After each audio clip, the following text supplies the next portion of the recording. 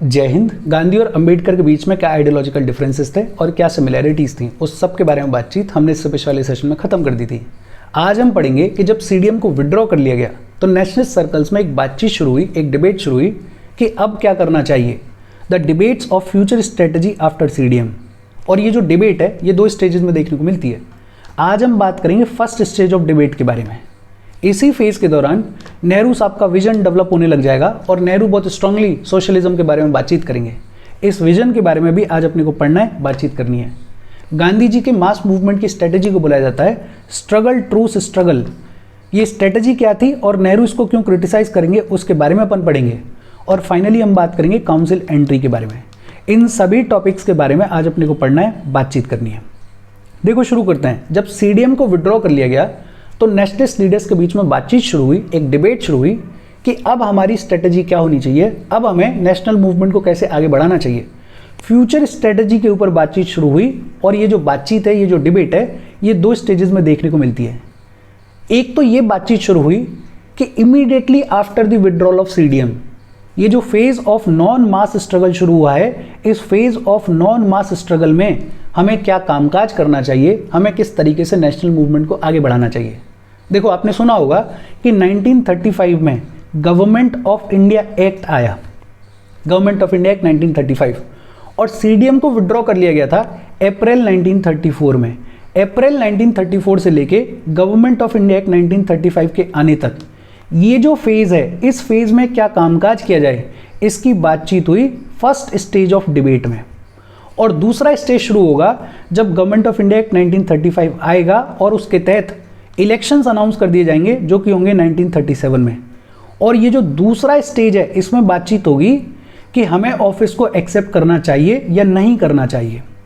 आज हम बात करेंगे इस फर्स्ट स्टेज ऑफ डिबेट के बारे में। और इस फर्स्ट स्टेज ऑफ डिबेट में तीन पॉइंट ऑफ व्यूज, तीन पर्सपेक्टिव्स इमर्ज हुए। कुछ ऐसे लीडर्स थे जिन्होंने ये कहा कि हमें कंस्ट्रक्टिव कामकाज करना चाहिए गांधीयन लाइंस पे, और ये हमेशा से होता आया है। एनसीएम के बाद भी यही हुआ था कि कुछ लीडर्स बोल रहे थे कि हमें गांधीयन लाइंस पे कंस्ट्रक्टिव कामकाज करना चाहिए।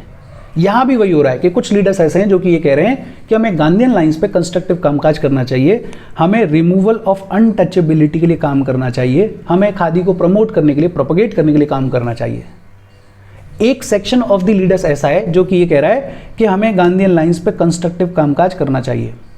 कुछ लीडर्स ऐसे थे जो कि ये कह रहे थे कि हमें कॉन्स्टिट्यूशनल स्ट्रगल करना चाहिए, हमें इलेक्शंस में पार्टिसिपेट करना चाहिए।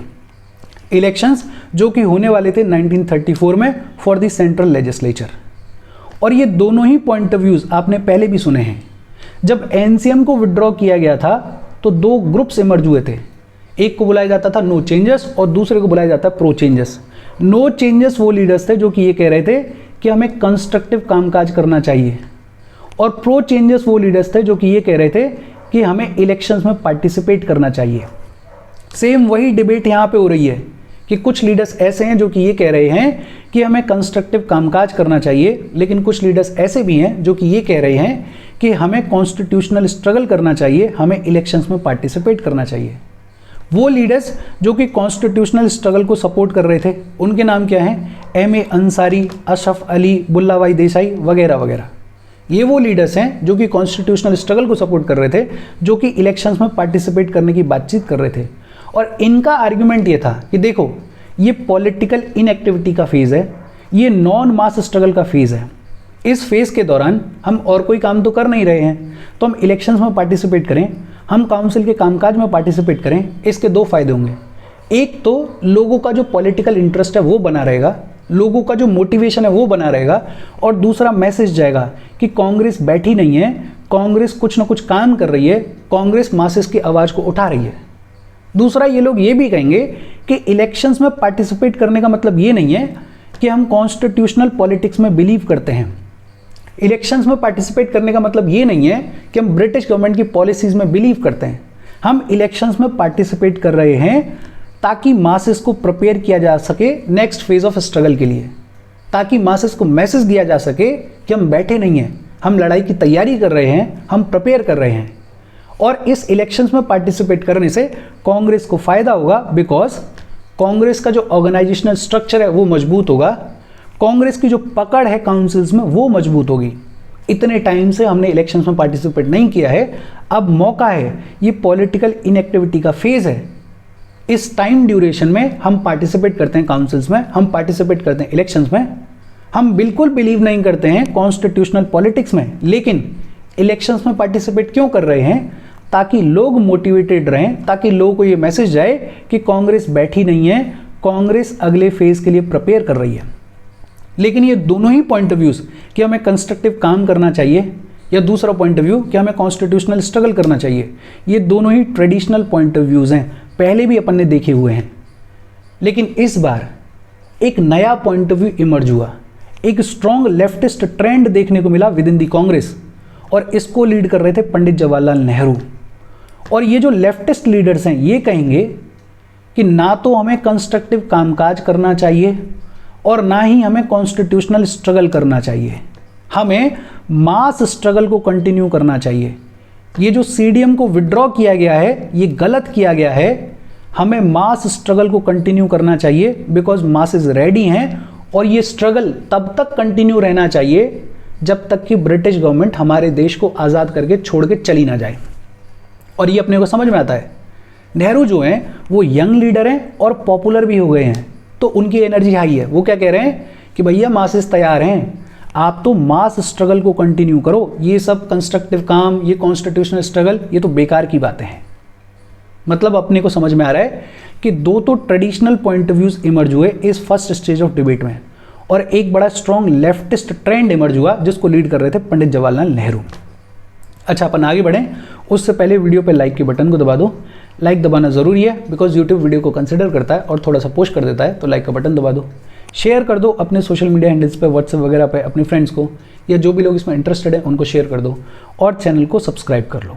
अच्छा, अपने को ये समझ में आ रहा है कि एक तो 3 पर्सपेक्टिव्स इमर्ज हो रहे हैं, और दूसरा नेहरू बड़ा प्रोमिनेंटली निखर के दिख रहे हैं, इमर्ज हो रहे हैं एज अ लीडर। और नेहरू साहब का विजन क्या था? नेहरू ये कहते थे कि सभी इंडियन लोगों का और पूरी दुनिया में जितने भी लोग रह रहे हैं उनका एक बेसिक गोल होना चाहिए, और वो बेसिक गोल क्या होना चाहिए? Abolition of capitalism. कैपिटलिज्म को ख़त्म करना है और उसकी जगह पे सोशलिज्म को स्टेब्लिश करना है। नेहरू बहुत स्ट्रांगली सोशलिज्म को प्रोपगेट करेंगे। नेहरू यहाँ तक कहेंगे कि ये जो हमने सीडीएम को विड्रॉ किया है ये गलत किया है, ये एक तरीके से हमारी स्पिरिचुअल डिफीट है, ये एक तरीके से हमने अपने आइडियल्स को सरेंडर कर दिया है, ये एक तरीके से हमारा रिट्रीट है, हमने अपना कदम पीछे लिया है। नेहरू ये कहेंगे कि मासेस तैयार हैं, मासेस रेडी हैं, और हमें मासेस की एनर्जी को यूज़ करना चाहिए और इस मास स्ट्रगल को कंटिन्यू करना चाहिए। नेहरू ये कहेंगे कि हमें मासेस की सुननी चाहिए, मासेस को कांग्रेस में इन्वॉल्व करना चाहिए, उनकी इकोनॉमिक डिमांड्स क्या हैं, क्लास की डिमांड्स क्या हैं, उनको सुनना चाहिए। कांग्रेस को किसान सभास के साथ में एफिलिएट करना चाहिए, जुड़ना चाहिए, ट्रेड यूनियंस के साथ में एफिलिएट करना चाहिए, और किसान सभास की, ट्रेड यूनियंस की जो भी डिमांड्स हैं उनको सुनना चाहिए। मतलब नेहरू बहुत स्ट्रांगली पीजेंट्स को सपोर्ट करेंगे, बहुत स्ट्रांगली वर्कर्स को सपोर्ट करेंगे, बहुत स्ट्रांगली पुअर्स को सपोर्ट करेंगे। मतलब नेहरू पूरी तरीके से इस सोशलिज्म को प्रोपोगेट करेंगे और कैपिटलिज्म के अगेंस्ट में चले जाएंगे। नेहरू का सोशलिज्म आगे चल के हमारी कंट्री के फ्यूचर को शेप करेगा। इसके बारे में आगे चल के और अपन डिटेल में बात करेंगे। अच्छा, गांधी जी की जो मास मूवमेंट की स्ट्रेटजी थी उसको बुलाया जाता है स्ट्रगल ट्रूथ स्ट्रगल स्ट्रेटजी। इस स्ट्रेटजी को नेहरू अपोज करेंगे। पहले अपन ये देखते हैं कि ये स्ट्रगल ट्रूथ स्ट्रगल स्ट्रेटजी क्या थी। देखो, गांधी ये कहते थे कि कोई भी मास मूवमेंट जो है वो इस तरीके से चलता है। इस तरीके से चलता है का मतलब कि पहले कोई इशू होता है और उस इशू से लोग परेशान होते हैं, फिर कोई लीडर आता है और वो लीडर लोगों को मोटिवेट करता है, वो लीडर लोगों को बताता है कि हमें यूनाइट होना चाहिए, हमें गवर्नमेंट के अगेंस्ट में खड़ा होना चाहिए। लोग उस लीडर की बात को सुन के मोटिवेट होते हैं, इकट्ठा होते हैं, और एक मूवमेंट की शुरुआत होती है, और धीरे धीरे लोगों की एनर्जी बढ़ने की शुरुआत करती है, और ये मूवमेंट अपने पीक पे पहुंच जाता है, लोगों की एनर्जी अपने पीक पे पहुंच जाती है। लेकिन जब एक टाइम पीरियड निकल जाता है और सरकार कोई रिस्पॉन्स नहीं देती है तो लोगों की एनर्जी नीचे जाने की शुरुआत कर देती है। लोगों को लगना शुरू होता है कि यार कुछ हो नहीं रहा है, कोई फ़ायदा नहीं है इस मूवमेंट को करने से। और एक टाइम पे एनर्जी इतना नीचे चली जाएगी कि न्यूट्रल हो जाएगी।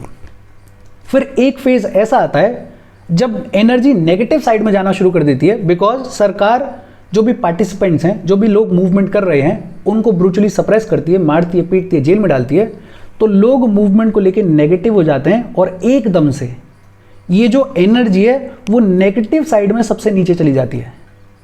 फिर कंस्ट्रक्टिव कामकाज किया जाता है, फिर लोगों को फिर से मोटिवेट किया जाता है और धीरे धीरे लोग जो हैं वापस से थोड़ा सा मोटिवेटेड होते हैं और अपनी न्यूट्रल स्टेज पे पहुंचते हैं।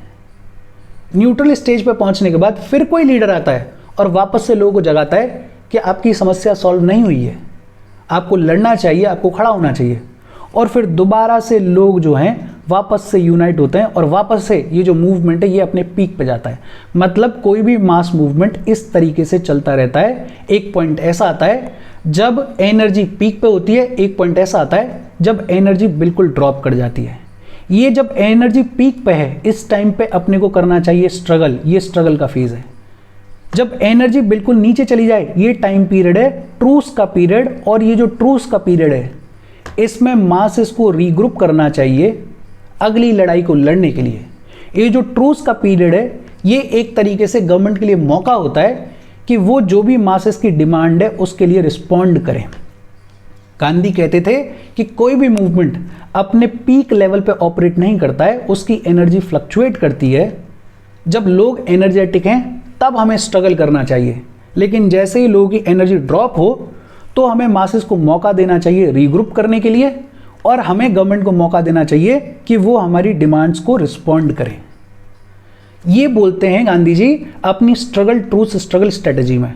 और बहुत सारे लोग इस स्ट्रेटजी में बिलीव करते थे। बहुत सारे से मतलब कि ज़्यादातर इंडियंस इस स्ट्रेटजी में बिलीव करते थे।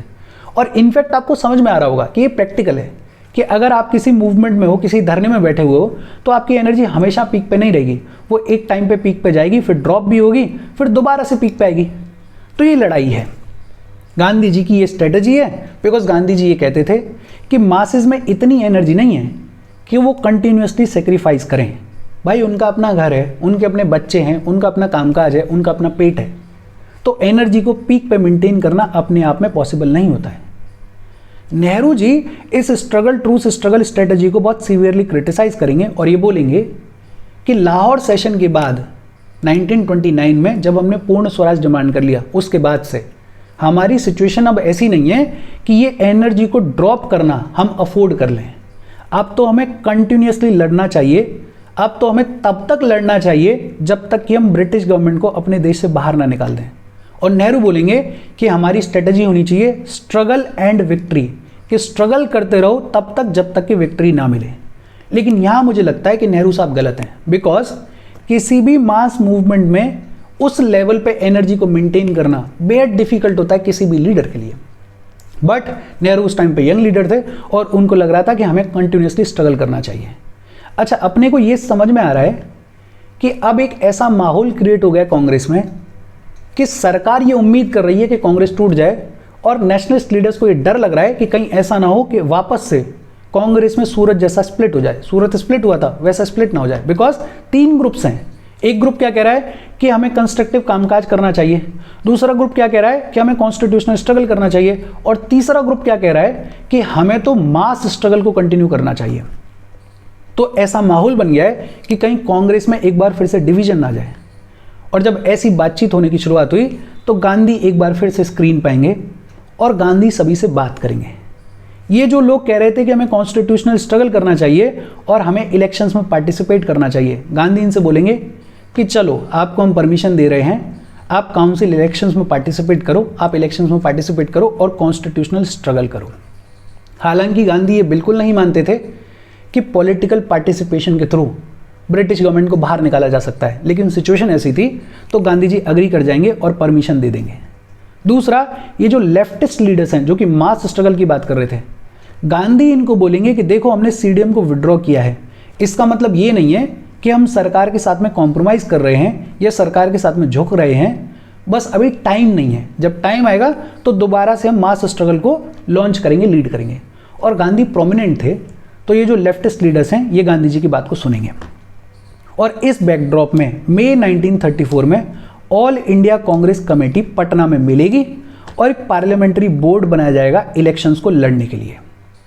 अच्छा, ये वो फेज़ है जब गांधी जी को ये समझ में आ रहा है कि कांग्रेस में जो नए नए पावरफुल ट्रेंड्स इमर्ज हो रहे हैं, गांधी उसके सिंक में नहीं है, गांधी जी से वो लोग सहमत नहीं है। जैसे ये जितने भी लेफ्टिस्ट लीडर्स थे, ये गांधी जी से सहमत नहीं थे। अभी अपन ने पढ़ा कि नेहरू गांधी जी की ट्रूथ स्ट्रगल की स्ट्रेटजी को चैलेंज कर रहे हैं। नेहरू ये बोल रहे हैं कि हमें मास स्ट्रगल करना चाहिए। मतलब गांधी जी को ये समझ में आ रहा था कि एक तो ये जो लेफ्टिस्ट लीडर्स हैं, ये जो सोशलिस्ट हैं जिनको लीड कर रहे हैं नेहरू, इनका डिफरेंस है गांधी जी के साथ में। लेकिन नेहरू साहब रिस्पेक्ट करते थे गांधी जी की, तो बहुत ओपनली या बहुत सीवियर डिवीजन नहीं था ये। दूसरी तरफ एक सेक्शन ऐसा है जो कि ये कह रहा है कि हमें पार्लियामेंट्री पॉलिटिक्स में पार्टिसिपेट करना चाहिए, हमें इलेक्शंस में पार्टिसिपेट करना चाहिए, और गांधी जी इसके भी फेवर में नहीं थे। फिर कुछ लीडर्स ऐसे भी थे जो कि ये कह रहे थे कि गांधी जी का ये जो ओवर एम्फेसिस है ऑन स्पिनिंग व्हील, जिसको Gandhi ji second lung of nation बोलते थे, ये भी गलत है। मतलब उस टाइम पे कांग्रेस में ज़्यादातर जो लीडर्स थे वो गांधी जी के साथ सिंक में नहीं थे। और इस बैकड्रॉप में अक्टूबर 1934 में गांधी जी रिजाइन कर देंगे कांग्रेस की मेंबरशिप से। और ये इंपॉर्टेंट है, ध्यान रखना, बाई चांस कभी कोई पूछ ले, हालांकि रेयर चांसेस है लेकिन फिर भी अगर पूछ ले, अक्टूबर 1934 में गांधी जी कांग्रेस की मेंबरशिप से रिजाइन कर देंगे। लेकिन पिता की इंपॉर्टेंस तब समझ में आती है जब पिता काम करना छोड़ दे या चला जाए। उससे पहले तक तो बच्चों को लगता है कि हाँ क्या है, कुछ कर थोड़ी रहे। वैसा ही गांधी जी का है कि जब ये छोड़ के चले जाएंगे कांग्रेस को, तब लोगों को समझ में आएगा कि भाई गड़बड़ हो गई, ये आदमी बहुत इंपॉर्टेंट था। अक्टूबर 1934 में गांधी जी कांग्रेस की मेंबरशिप से रिजाइन कर देंगे। जैसे ही गांधी जी रिजाइन करेंगे, नेहरू और जितने भी सोशलिस्ट लीडर्स हैं वो बोलेंगे क्या सोशलिज्म को अपन बाद में प्रमोट कर लेंगे, पहले ध्यान देते हैं ब्रिटिश गवर्नमेंट को निकालने पे। बिकॉज अगर सोशलिज्म को अभी प्रमोट करेंगे, प्रोपोगेट करेंगे, तो कैपिटलिस्ट क्लास के जो लोग हैं वो हमसे अलग हो जाएंगे, जो rich section of the society है वो हमसे अलग हो जाएगा, और वो अभी हम अफोर्ड नहीं कर सकते हैं। गांधी चले गए हैं, नेहरू ने थोड़ी सी बैक सीट ले ली है, और इस बैकड्रॉप में सेंट्रल लेजिस्लेटिव असेंबली के लिए इलेक्शंस होंगे 1934 में। और इन इलेक्शंस में कांग्रेस जो है वो 75 सीट्स में से कितनी सीट्स जीतेगी, 45 सीट्स को जीत जाएगी। मतलब कांग्रेस को लोगों ने बढ़ चढ़ के वोट दिया। इसके बाद की कहानी किस तरीके से चलेगी, इसके बाद आएगा गवर्नमेंट ऑफ इंडिया एक्ट 1935, उसके बारे में अपन बात करेंगे अगले सेशन में। यहाँ तक कोई डाउट हो तो कमेंट करके पूछ लेना। देखो अपन ने बेसिक चीज़ें पढ़ी हैं, इसमें ऐसा कुछ नहीं है कि रॉकेट साइंस हो, एक बेसिक अपन ने माहौल क्रिएट किया है, और वो माहौल ये है कि फर्स्ट स्टेज ऑफ डिबेट में 3 पॉइंट ऑफ व्यूज़ हैं। कुछ लोग कह रहे हैं कि कंस्ट्रक्टिव काम करेंगे, कुछ लोग कह रहे हैं कि इलेक्शंस लड़ेंगे, और एक लेफ्टिस्ट ट्रेंड है जो कि लीड किया जा रहा है बाय नेहरू, और वो कह रहा है कि हम मास स्ट्रगल करेंगे। गांधी स्मार्ट हैं, गांधी नहीं चाहते हैं कि कांग्रेस में कोई डिवीजन हो, तो गांधी तीनों की ही बात को मान लेंगे कि भाई जिनको कंस्ट्रक्टिव काम करना है वो काम करो, कोई दिक्कत नहीं है, जिनको इलेक्शंस में पार्टिसिपेट करना है वो इलेक्शंस में पार्टिसिपेट करो, कोई दिक्कत नहीं है, और जिनको मास स्ट्रगल करना है वो थोड़ा वेट कर लो, मास स्ट्रगल हम करेंगे। और इस बैकड्रॉप में गांधी जी रिजाइन कर देंगे कांग्रेस की मेंबरशिप से अक्टूबर 1934 में। और फिर होंगे इलेक्शंस। इन इलेक्शंस में कांग्रेस 75 सीट्स में से 45 सीट जीत जाएगी। गांधी जी की मास मूवमेंट की स्ट्रेटेजी को क्या कहते हैं, स्ट्रगल ट्रूथ स्ट्रगल स्ट्रेटेजी, और ये आपको समझ में आया होगा। कोई डाउट हो कमेंट करके पूछ लेना। Thank you very much.